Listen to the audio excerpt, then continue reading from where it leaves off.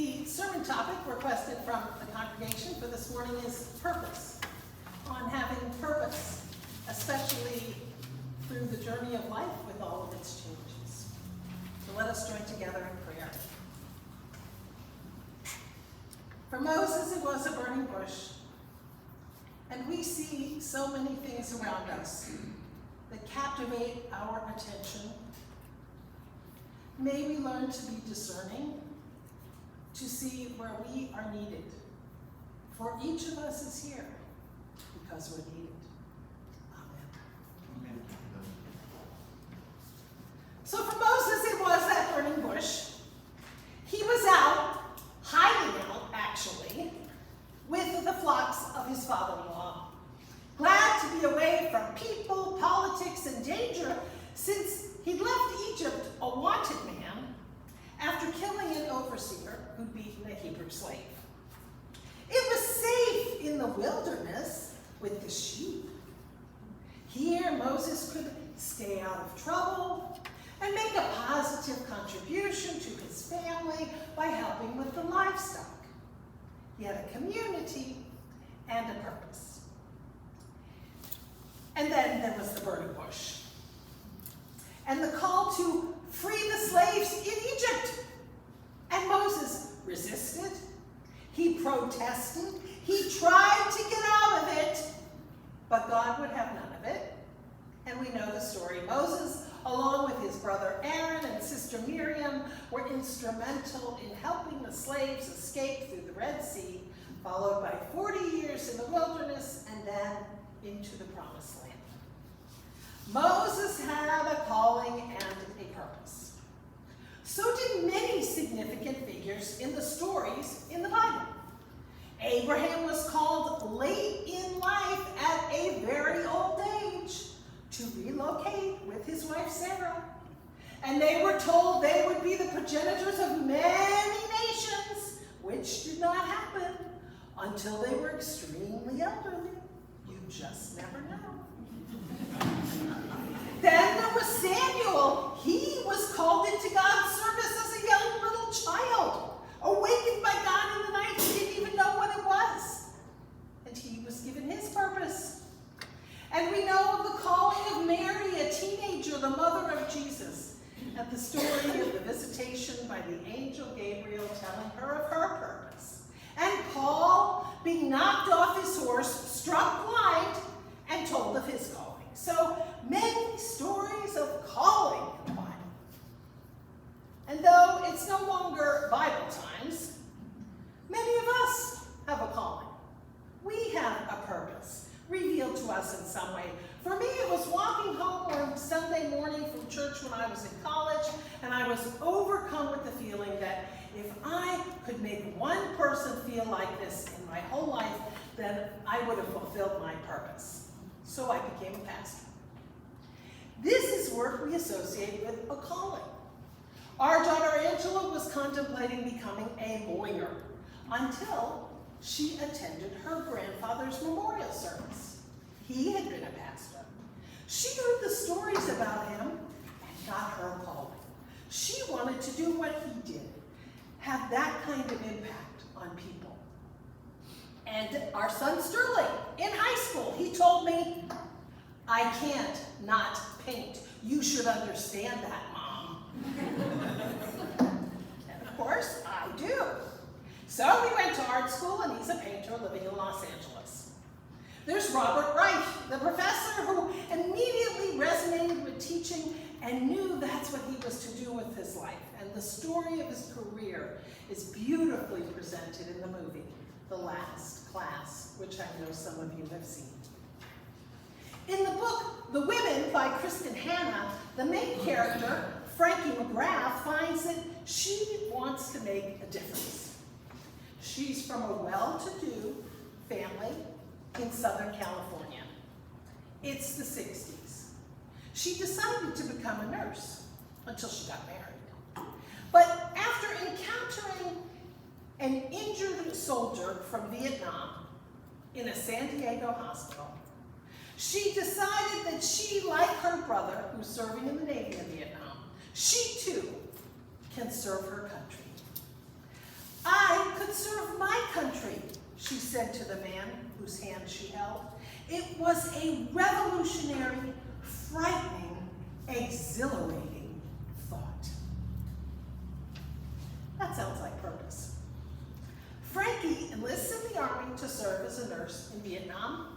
She finds her purpose, which it turns out is not validated by her family or by society because she's a woman and the service of women in wartime was not acknowledged or respected. But she listened to her heart and saved lives. This is manifestation of divine love at the heart of reality. God so loved the world that not only was Jesus given to the world, but each and every person is given to the world to be a vessel of love, of compassion, of caring. Everyone is needed. Each one of us is here for a purpose. In our Christian tradition, we see that purpose as love of self, love of God, love of neighbor, and love of enemy. We are here to love this life, this earth, and the people of this earth, whoever they may be. Our purpose is love. Now, because we live in a culture of extractive capitalism, the society around us wants to convince us that our purpose is to be consumers, to consume, to spend money, to make money for other people. We are here to work so that we have the money to spend to make a profit for others. We'll get more into that next week for Labor Day Sunday, but we're indoctrinated and brainwashed to see ourselves not as moral beings or as beings of compassion. We're indoctrinated to see ourselves as economic beings. To buy, sell, spend, invest. Where does love fit into that picture? We are also bound up in a society that's addicted to measuring and counting. Anything that's worth doing must have a measurable outcome. We are obsessed with quantifying what we do to justify our actions. What difference does something make? There's got to be a number for that. How do we know it's a worthy purpose? There's a number for that. There's got to be a measurement to back it up. Now, this is not biblical. We are never told how many slaves were freed from Egypt. We aren't told of the economic implications or the measurable outcomes of most of what happens in the Bible, because love, well, it really can't be measured. So as our lives unfold, and we're thinking about why are we here, and what our purpose is, we are programmed to think in terms of measurability, and love just doesn't always work like that. In my mother's last months in the nursing home at Westminster Suncoast, she really couldn't talk much. She couldn't walk. She couldn't dress herself. She couldn't feed herself. What was her purpose? To provide a job for an aide, maybe. But there's one thing she did do, and she was known for it. And people used to stop and greet her in the hallway of the nursing facility because she would always smile. And they loved to see her smile. They knew if they greeted Gertie, she would brighten their day with a smile. So even in her reduced, compromised condition, she had a purpose. She could still love with a smile. How many lives did she brighten a day? Who knows? That's not the point of love or purpose. So I think measurability is one thing that can be an obstacle when we think about purpose. And here's another thing. We're in a culture that values being busy. See, you all sighed. There are many tasks we need to do to keep our everyday lives on track, and they take time. When we're younger, it's work, relationships, parenting, keeping up the house and the yard, helping the elderly parents, and so many other things that put demands on our time. As we get older, there are the medical appointments, the helping with the grandchildren, the loss of physical energy and physical ability and mental acuity that slow everything down.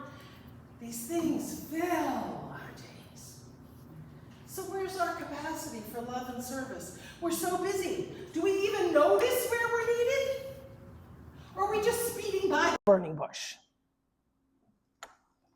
We don't see Jesus consulting his calendar all the time. Okay, 2 healings this morning, followed by an exorcism, lunch with the lepers.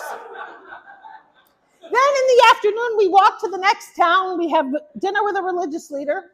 We offer some teachings beside the lake before turning in at the home of a random local.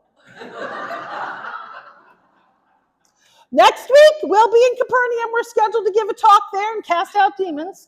We'll cross the Sea of Galilee by boat. That night, I'll calm the storm. It just doesn't work like that with Jesus. He just makes space and time in his life and has the inclination to spend his days fulfilling his purpose, which is to show people how to love God, creation, themselves, and others. That is purpose.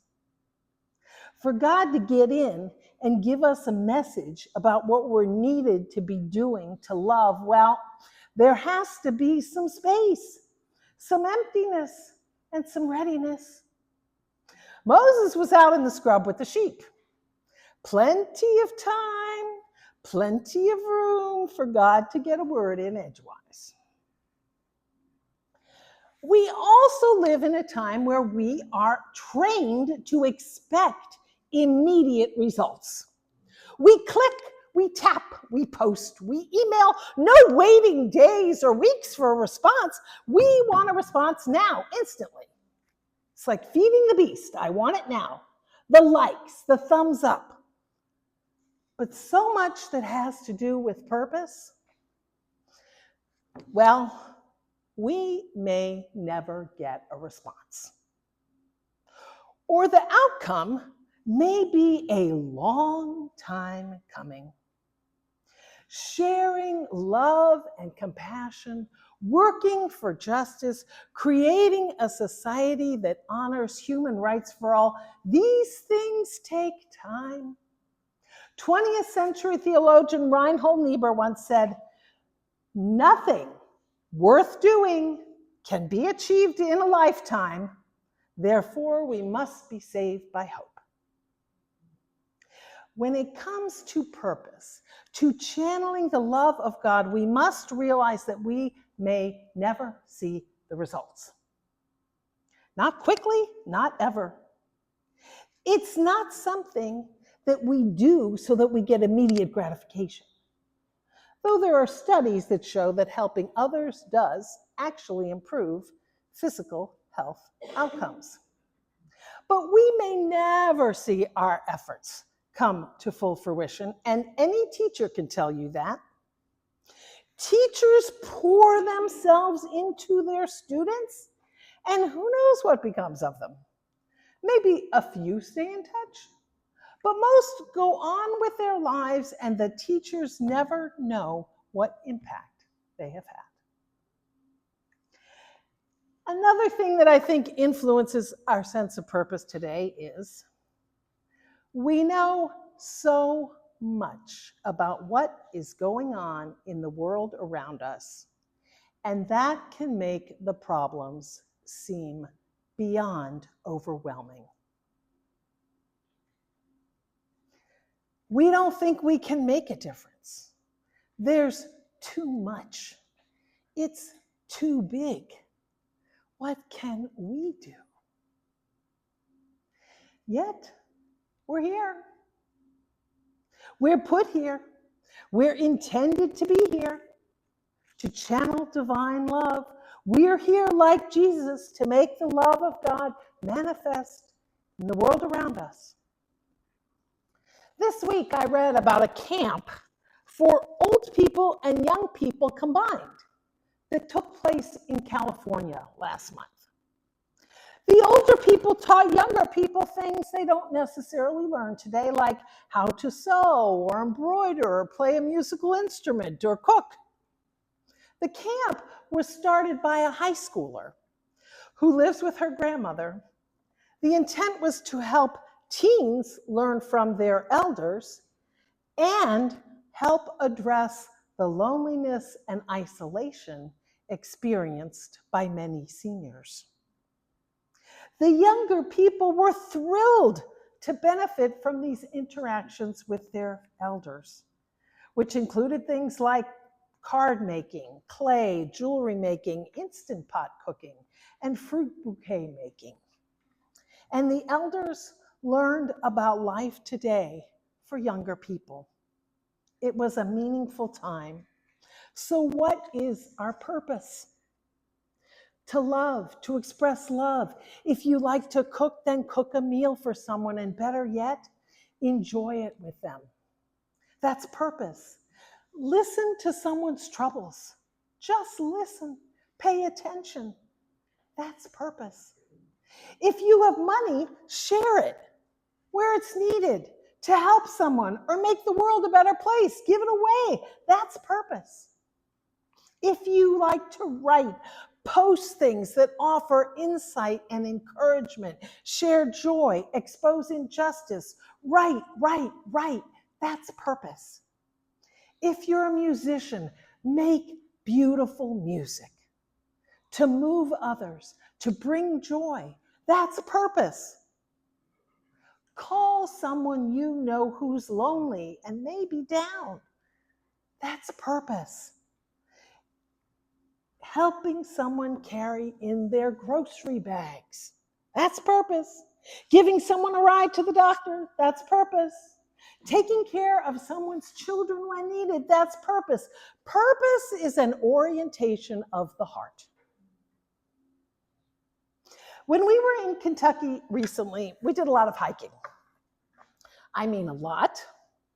And it was strenuous. And there was a lot of up and down on uneven paths with rocks and roots and boulders to traverse. And my arthritic knees that don't like to bend were not happy. At one point, I was down on all fours. Another point, I'm going up something backwards on my butt, whatever it took. In one spot, I was down on all fours, climbing up a rocky formation, and a young man and woman came up behind me. My family had gone on ahead.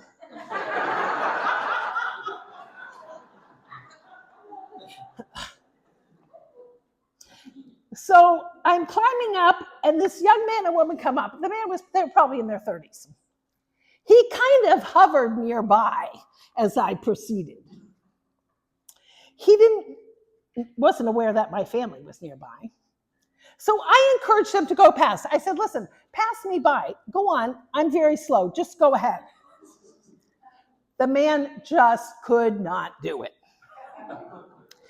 He finally said, it's just not in my blood to walk away when I could help someone. He has a purpose. I affirmed that, and then I let him know that my husband, son, daughter, son-in-law, and soon-to-be daughter-in-law were here with me. So it really was okay for him to go on ahead. And he did. Purpose does not mean that you have a grand calling to be part of a big scheme to transform the world or make a lot of money. It could mean that, but it doesn't necessarily mean that. Purpose means you are trying to be open to letting love flow through you into the world some way, somehow, whatever your situation, abilities, or circumstances. Purpose means it's in your blood to help, to give, to contribute, to smile, to listen, to speak up, to love. We may not all get marching orders like Moses, but the presence and power of divine love infuses our world and our reality and calls us to channel that love. As long as there is breath in our bodies, our purpose is to love. That's what we are here to do and to be. Writing in 1856, poet Elizabeth Barrett Browning comments on the Moses story. She reminds us, "Earth's crammed with heaven, and every common bush afire with God. But only he who sees takes off his shoes. The rest sit around and pluck blackberries. You're welcome to take off your shoes." Amen.